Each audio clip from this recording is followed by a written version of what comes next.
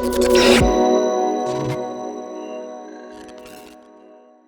everybody, it is Coach Action Jackson. I'm here with one of my amazing client success stories. This is Conor. Now, Conor truly is an absolute hero in my book, an inspiration to not only me and so many of other people, my clients.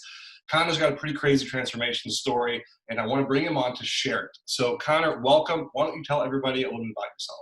Great, thanks, Jackson. It's great to be here. Conor Moore, live in San Francisco. I'm an accountant for a living, so a fairly kind of sedentary occupation. And last year, I'd gotten to the point of just being way too heavy, not particularly happy with the ramifications, the health ramifications, getting that extender belt in the plane, various other things like that kind of got me motivated to go doing something about it. Got it. So where were you at, or where was your starting point in terms of weight and just sort of how you were feeling and kind of how things were going for you?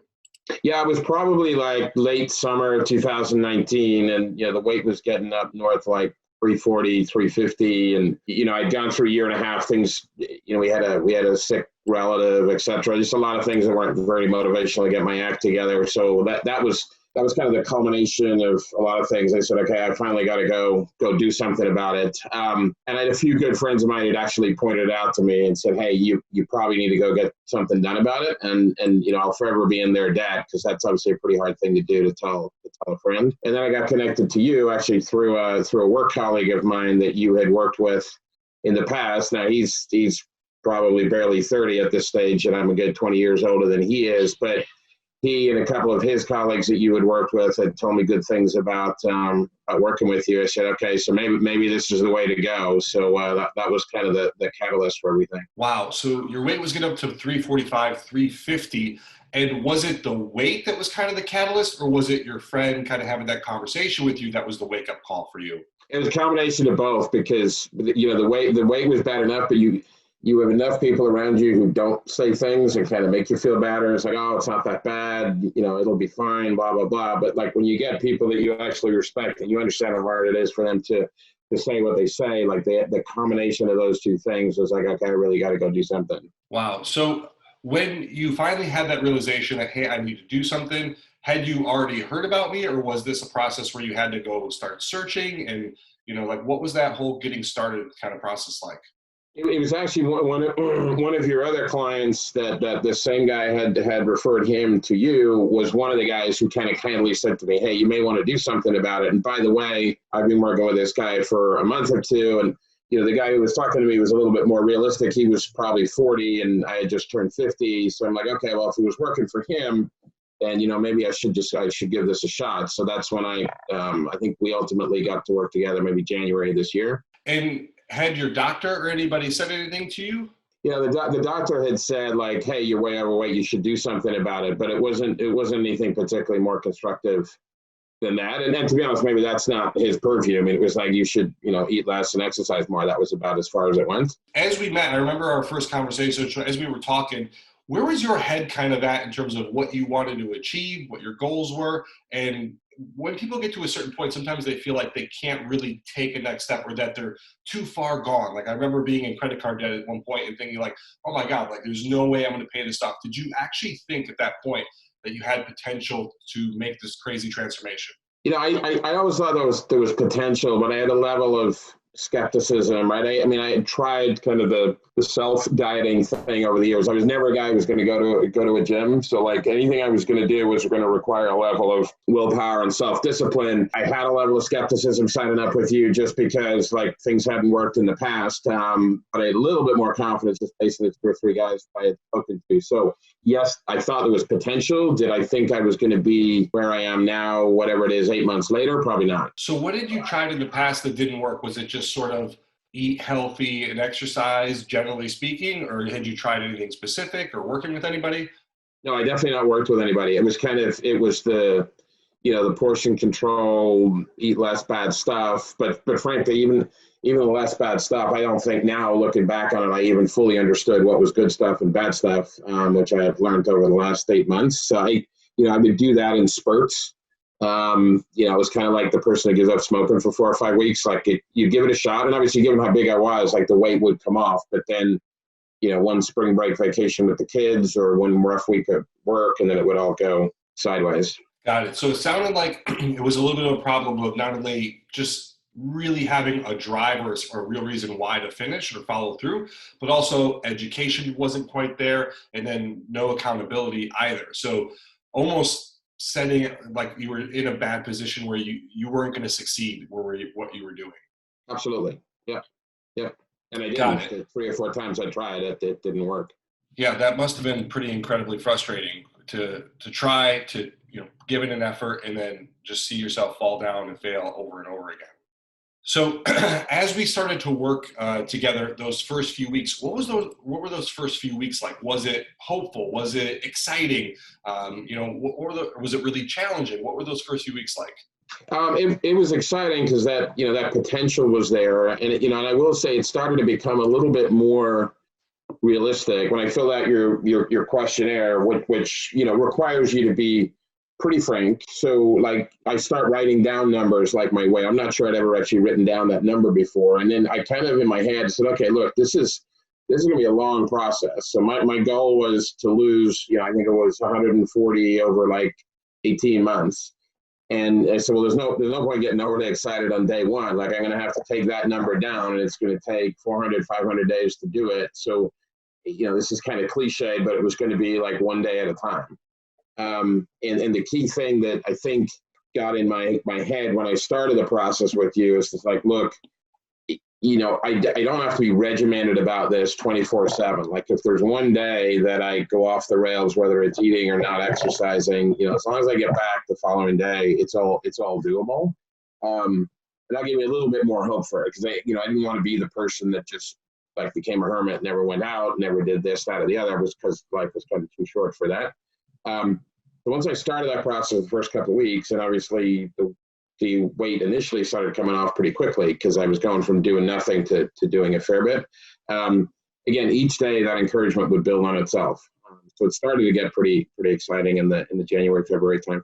Absolutely.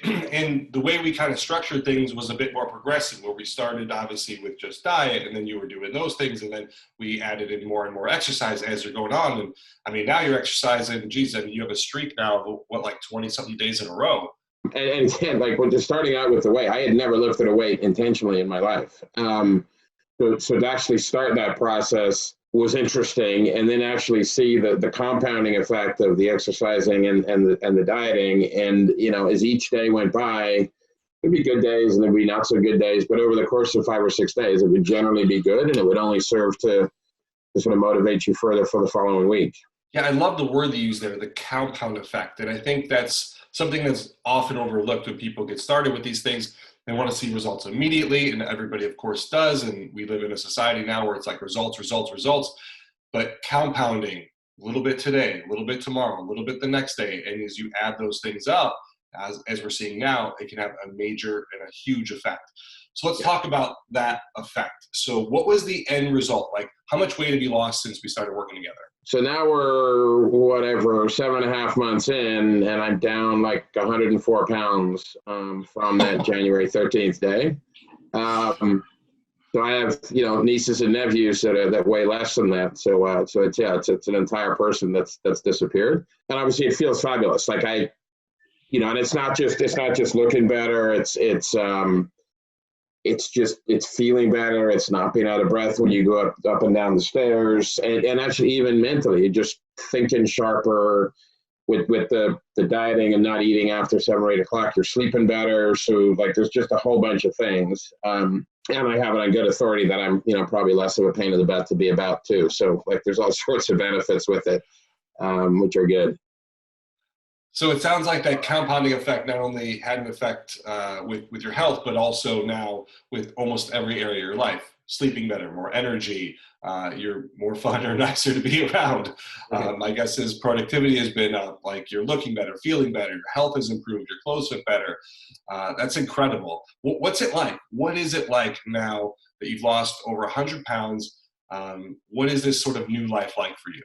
It's just vastly different from what it was before. There were certain things before that somebody would say, hey, we'll go to this. It's only like 5 or 6 blocks away, or we'll go we'll go on a hike, we'll do this. And, in my mind, I would come up with some reason that I wouldn't do that. And, the reason would not be tell somebody whether or not, I'm going to be out of breath by the time I walk 2 blocks. So just the range of things that I feel like I can do is much broader than it was before.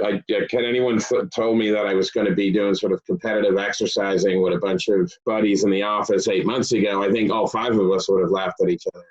So it's just opened up a whole bunch of new options for me at a relatively advanced age, perhaps to many of the other folks that you train. So it's been eye-opening. Wow, incredible.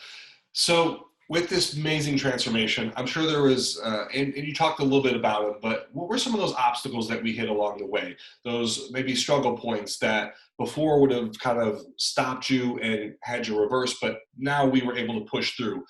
So what were some of those sticking points? And then what were the tactics or the strategies that we used in order for you to overcome those? Yeah, it's probably two broad categories. I mean, one was work-related stuff. So if you get really busy at work or really stressed, or worse, the combination of both, and you work until 7, 8 o'clock in the evening, the idea of exercising and then going to have a salad, but it's just not as attractive as it otherwise would be. So like that was kind of category one. Category two was, my whole life, which probably got me to the place that I was at. I've been surrounded by people who cook some really, really good food. So you've always got that temptation. So on the latter, it was really getting my wife and my kids to kind of be fully on board with this program as well. And not necessarily they would get under the same diet routine that I was on, because they didn't need to. But just being supportive of that and just being cognizant that, let's just generally in the house, let's tone down on the takeout food, understand what dad's doing, et cetera, et cetera. They were very supportive, which allowed me to do what I did. And then on the work front, it was discipline. It was actually just getting in my head that, to be honest, me dealing with this weight problem and feeling better was actually more important than, my job. Because if I didn't take care of one, then the other was going to be not relevant at some point in time. So I made it a priority. Like I think I was telling you, I took chunks of my calendar and said, okay, I'm going to work out in this period of time. So nobody was going to go set a meeting over that. I was going to try and do it early in the day, so I wasn't going to get into that 7 or 8 o'clock mode where I really didn't feel like I wanted to exercise. And then, probably the other thing was, like, every Monday morning, you and I were going to have a conversation, and you were going to hold me accountable to what I said I was going to do for the last week. You always had that in the back of your mind, like, okay, that's the motivation. And it wasn't so much you were going to yell at me on Monday morning, but like if I was going to hold myself accountable to you, it was going to be like I was going to feel bad if I had kind of not done what I told you I was going to do, if that makes sense. 100%. That's incredible. So you got the people around you to really get on board with what you wanted to do. So you had that support at home, which is so critical. And then with what we're doing together, you had accountability. Every single week we were going to be chatting. So you had that going for you. So you knew every single week we'd be chatting. There was that kind of, not necessarily crack the whip, but that, hey, I don't want to let this guy down. I said I was going to do something. I'm going to follow through. So you had that accountability, and then finding that deep emotional reason of like, this is so important to me and I'm going to do this. So what was it that was like so important? Is it being a role model for your kids, or is it just being around for your maybe grandkids, or like, what was that deep emotional reason that kind of drove you that said, this is so important?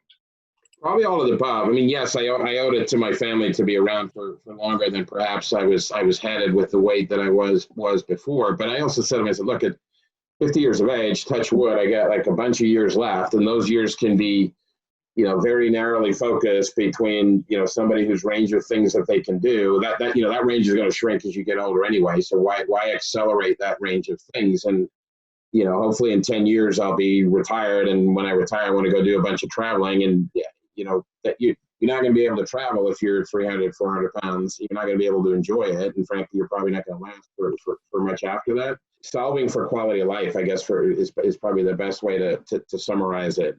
Really saying to myself, look, you're doing yourself a disservice by not taking care of this.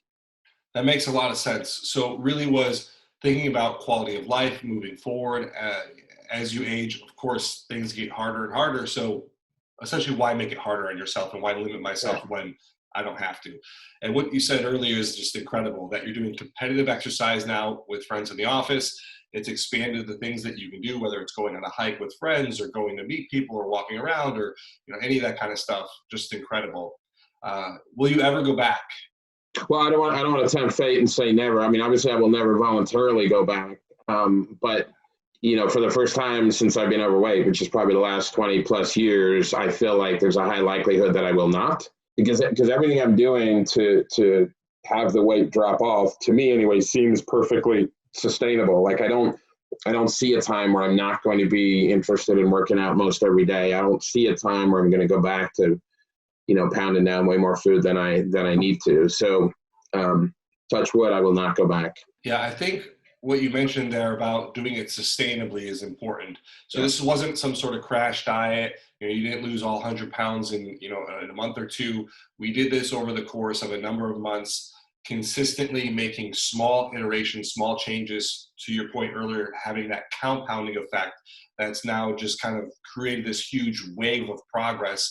And that's how you get sustainable change. When you make those small iterative changes over time, you continue to adopt them into your life, and you do with the diet, and you make small changes, and you keep making more and more and more, and then you add in the exercise, and then just take it progressively up. That's when you can really make what we call a lifestyle change. Now, this is sort of your new life, not just a thing you did for a couple months.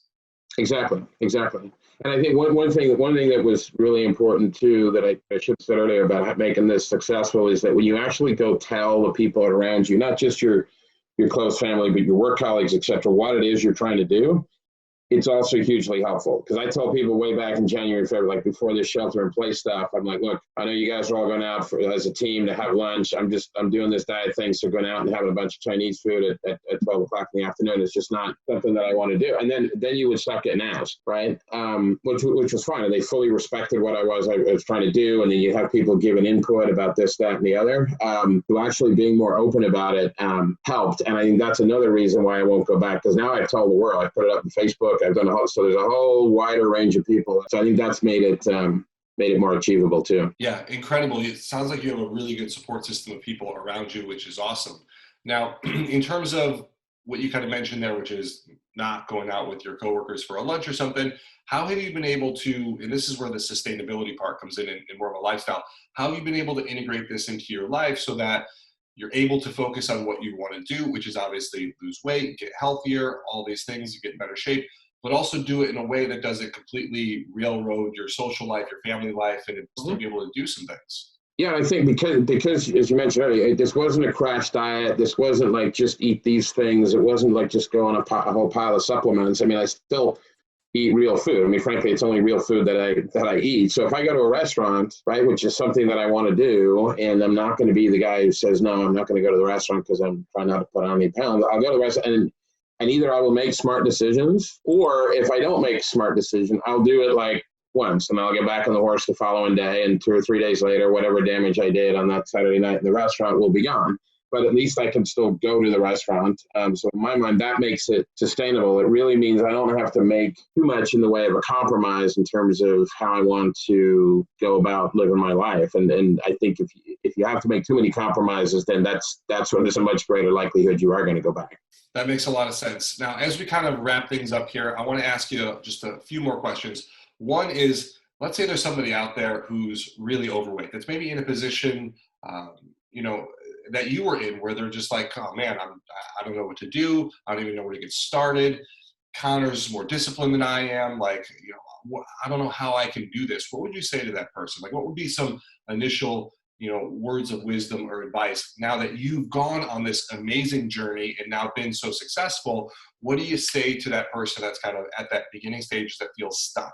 It's flat out honesty, to be honest. I mean, I would say to that person, say, look, you're talking to somebody who had a whole bunch of people around him who told him it was fine, don't worry about it, et cetera, et cetera. You had a guy that just did not go to a gym, would never go to a gym. You had a guy who was really not that open to people telling him what to do. So I had every factor going against me in order to get to where I am now. However, I ultimately managed to do it. So if somebody was sitting there saying, hey, look, I've just gone past the point of no return, like there's no way that I can drop to whatever I need to drop with, so I'm just going to stick with where I'm at. I would say, look, anything is possible. And you can do it.